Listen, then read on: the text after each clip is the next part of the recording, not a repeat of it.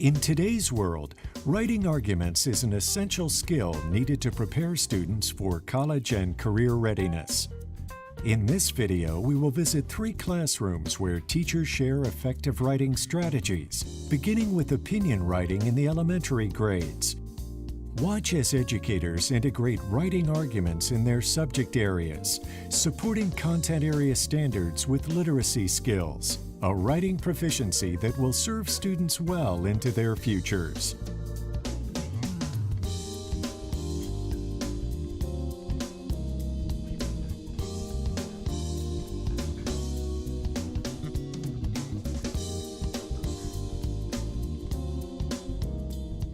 Remember we talked about this picture and the way she's holding her head back?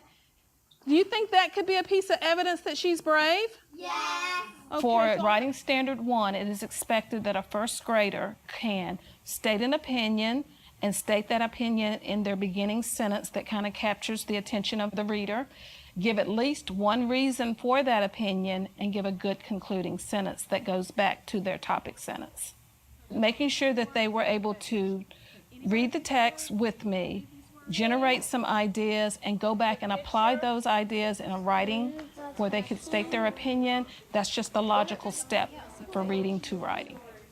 One of the things that's very important is to make sure students that their ideas are heard, and usually in a large group it's very difficult to hear every single student express their ideas.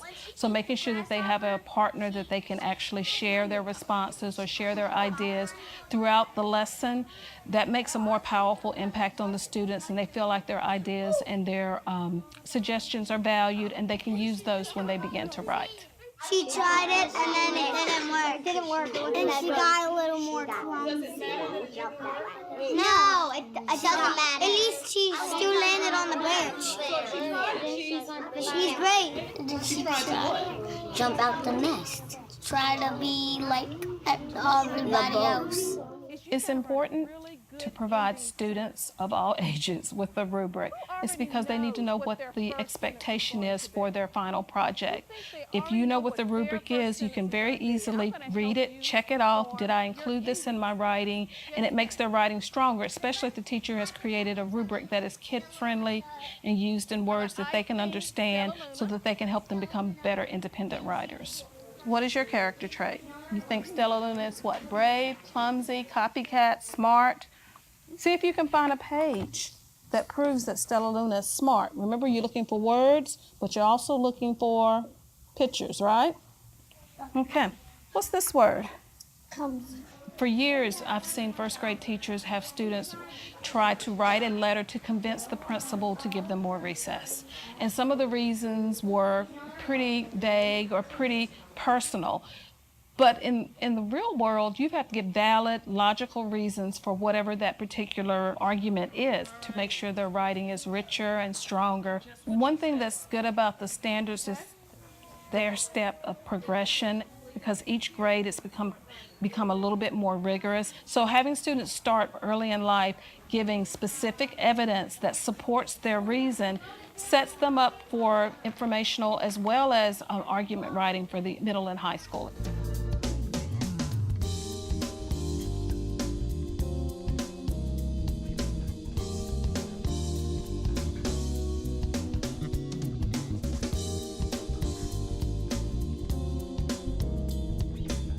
Write a letter to the FDA explaining why food manufacturers should or should not label foods as transgenic. Use evidence from the article, Modified Crops Tap a Wellspring of Protest to Support Your Claim. Writing arguments in middle school is the same process, whether you're sitting in science class or health class or phys ed or whatever. We have to have students be able to write effectively. In middle school, the students not only have to make a claim and support it, but they also have to acknowledge the counterclaim. Giving students multiple sources allows them to be able to decide which claim they are going to make, and then it allows them to write a substantiated argument. You have to make sure you give students enough evidence that is going to give them both sides of the argument, whether it's the claim or the counterclaim. It's the other side's argument. So if you believe that they should, the counterclaim would be that they shouldn't. They have to evaluate, and they have to use evidence to support what they say. Does anybody not think they're safe based on what it says in the reading? You can disagree, it's fine. What do you think? Ian? Well, I don't know. If somebody doesn't want transgenic food, they don't have to, but it doesn't say anything. It hasn't been tested yet. I'm going to be using the same rubric in science class to assess their writing as social studies is and as English is, so then there's consistency. I had to redirect the students so they would go back to the text and back to their labs to cite evidence actually from those credible sources. Let me just poll you. Yes or no for labeling? Yes. Yes or no? Yes. Yes or no? Yes. Okay, give me one piece of evidence from that text that supports your claim. Scientists say that it is too soon to assess the effects of eating the transgenic food, so there could be something harmful in the food. There you go. That's a better piece of evidence because it's directly supporting what you're saying in your claim.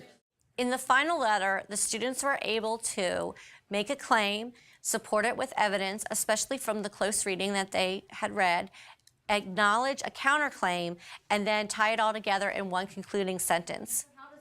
If students can make arguments based on some kind of scientific investigation, then that gives them a life lesson that they can make arguments throughout their lives in other ways. There you go.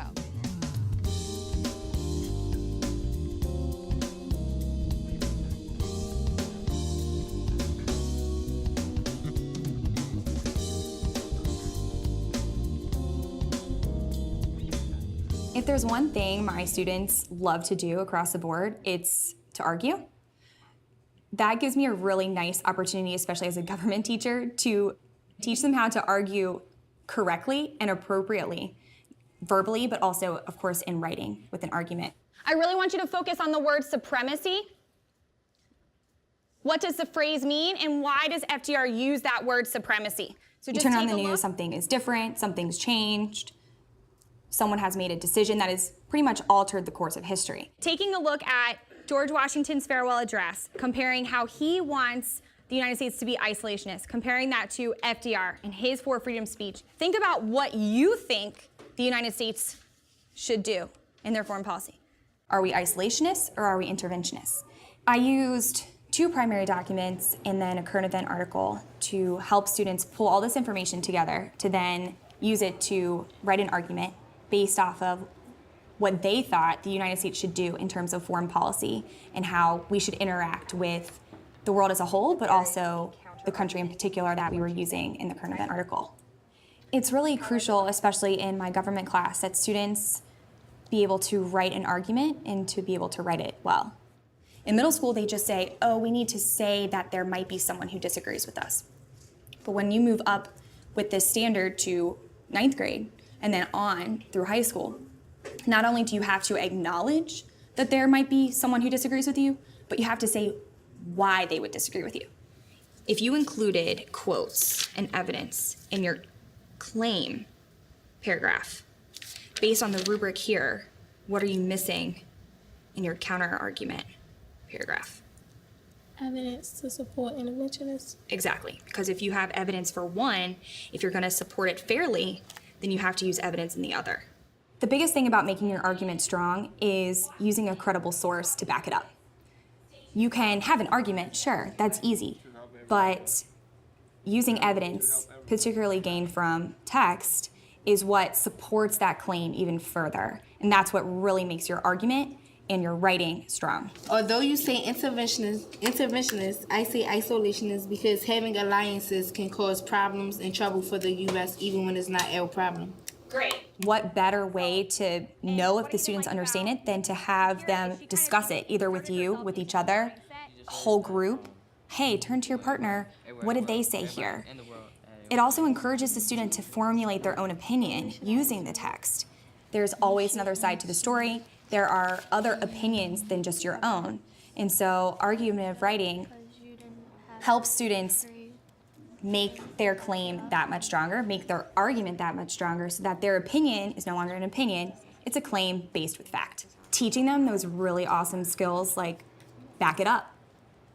How can you support this? How can you make your claim even more credible, that strong argument foundation, so that they can not only move on through high school and writing those papers, but have an intelligent conversation with either their peer or another adult, and their claim is supported and it's credible.